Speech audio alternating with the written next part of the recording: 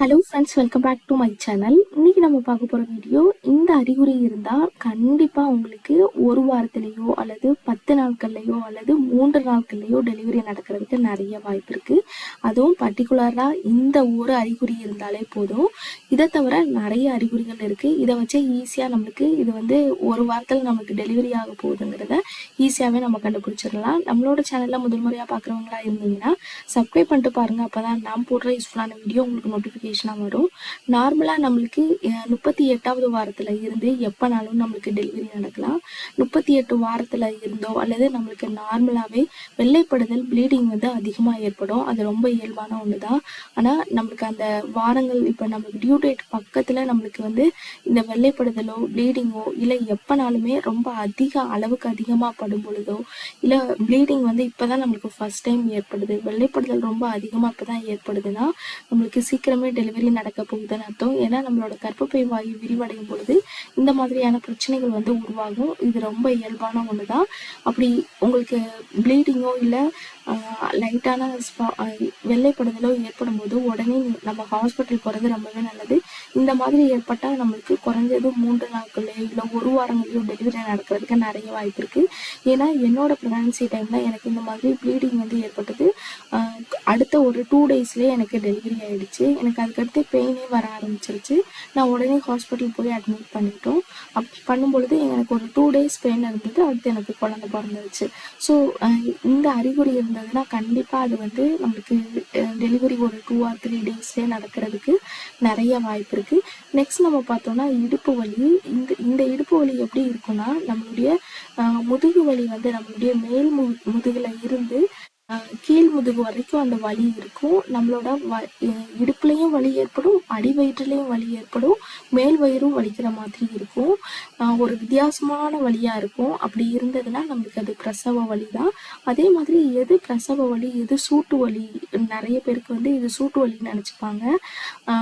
நம்ம body heat ஆனதுனால pain வந்து வருதுன்ட்டு. நார்மலாக நம்மளுக்கு பிரசவ வலினா வலி இருந்துக்கிட்டே இருக்கும். இப்போ இன்னைக்கு வலி ஆரம்பிச்சதுன்னா நம்மளுக்கு குழந்தை பறக்கிற வரைக்கும் அந்த பெயின் இருக்கும். அதுவே சூட்டு வலினா 1 மணி நேரத்தில் 2 மணி நேரத்துலேயும் அந்த பெயின் வந்து போயிடும். இப்போ நம்மளுக்கு பிரசவ வலியாக இருந்ததுன்னா முதல் நாள் 1 மணி நேரத்துக்கு ஒரு தடவை வலி ஏற்படும், இல்லை அரை மணி நேரத்துக்கு ஒரு தடவை பெயின் இருந்துக்கிட்டே இருக்கும். அடுத்த நாள் நீங்கள் பார்த்தீங்கன்னா 10 நிமிடங்களுக்கு ஒரு தடவை பெயின் வந்து இருக்கும். அடுத்து நீங்கள் பார்த்தீங்கன்னா 5 நிமிடத்துக்கு ஒரு தடவை பெயின் இருக்கும். அதுக்கடுத்து உங்களுக்கு பிரசவ வலியே ரொம்ப அதிகம் ஏற்படும். கர்ப்பப்பை வாய் விரிவடைஞ்சு சீக்கிரமே டெலிவரி ஆகிடும். இப்படி தான் நம்மளுக்கு வந்து பெயின் வந்து ஏற்படும். இதுவே உங்களுக்கு சூட்டு வலியாக இருந்ததுன்னா ஒரு நல்ல தண்ணி குடித்தாலோ, சூடு அமர்ற மாதிரி உச்சந்தலை நிறைய எண்ணெய் வச்சாலோ, நீங்கள் தூங்கினாலோ அந்த பெயின் வந்து போயிடும். அது அப்படி இருந்ததுன்னா அது பிரசவ வலின்னு அர்த்தம். நிறைய பெண்களுக்கு பனிக்கூட நீர் வந்து உடஞ்சிருச்சுன்னா அது அவங்களால கண்டுபிடிக்கவே முடியாது, யூரின் சாம்பிள் நினைப்பாங்க.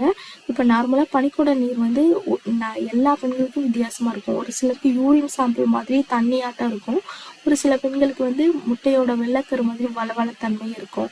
இப்போ நார்மலாக அதனால தான் 8வது மாதத்துல இருந்தே ஒவ்வொரு பெண்ணுமே நம்மளோட யூரின் சாம்பிளை டெய்லி ஒரு டைம் வந்து செக் பண்ணணும். என்ன கலரில் இருக்குது, எப்படி இருக்குது, ஸ்மெல் வருதா என்னன்னு சொல்லிட்டு. இப்படி பண்ணும்பொழுது உங்களுக்கு எது யூரின் சாம்பிள் எது பனிக்கூடத்தோட நீரோட சாம்பிளுங்கிறத உங்களோட ஈஸியாக கண்டுபிடிச்சிடலாம். நெக்ஸ்ட் நம்ம பார்த்தோம்னா நம்மளுக்கு அந்த பிறப்புறுப்பு வலி வந்து ரொம்ப அதிகம் இருக்கும். கால் வலி வந்து ரொம்ப அதிகம், அதாவது தொடைப்பகுதி வந்து ரொம்ப அதிக பெயின் வந்து ஏற்படும்.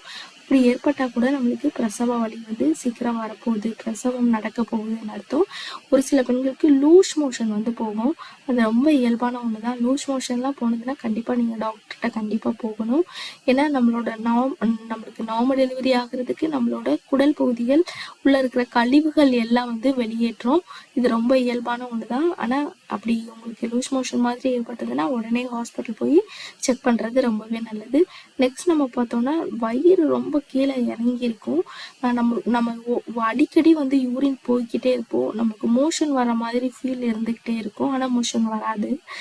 ரொம்ப முக்கிற மாதிரி கூட ஒரு சிலருக்கு வந்து ஃபீல் இருக்கும். அப்படியெல்லாம் இருந்ததுன்னா உடனே ஹாஸ்பிட்டல் போய் இதாகிறது ரொம்பவே நல்லது. பனிக்கூட நீர் உங்களுக்கு வீட்டில் உடஞ்சிருச்சுன்னா பக்கத்தில் இருக்கிற ஹாஸ்பிட்டலில் ரொம்ப நீங்கள் செக்அப் பண்ணுற ஹாஸ்பிட்டல் ரொம்ப டிஸ்டன்ஸாக இருந்தால் கூட பக்கத்தில் ஏதாவது நல்ல ஹாஸ்பிட்டல் உங்களுக்கு தெரிஞ்ச ஹாஸ்பிட்டலில் இருந்ததுன்னா உடனே அட்மிட் ஆகுறது ரொம்பவே நல்லது. இந்த மாதிரியெல்லாம் அறிகுறி இருந்ததுன்னா வீட்டில் இருக்காதீங்க. உடனே ஹாஸ்பிட்டல் போயிட்டு ஒரு தடவை செக் பண்ணிட்டு வர்றது கூட ரொம்பவே ஆரோக்கியமானது. அதான் உங்களுக்கும் உங்களோட குழந்தைக்கும் ரொம்பவே சேஃபானது. ஓகே ஃப்ரெண்ட்ஸ், இந்த வீடியோ உங்களுக்கு ரொம்பவே யூஸ்ஃபுல்லாக இருக்கும்னு நினைக்கிறேன். இந்த வீடியோ பிடிச்சிருந்தா லைக் பண்ணுங்கள், ஷேர் பண்ணுங்கள், கமெண்ட் பண்ணுங்கள். மறக்காமல் சப்ஸ்கிரைப் பண்ணிவிடுங்க.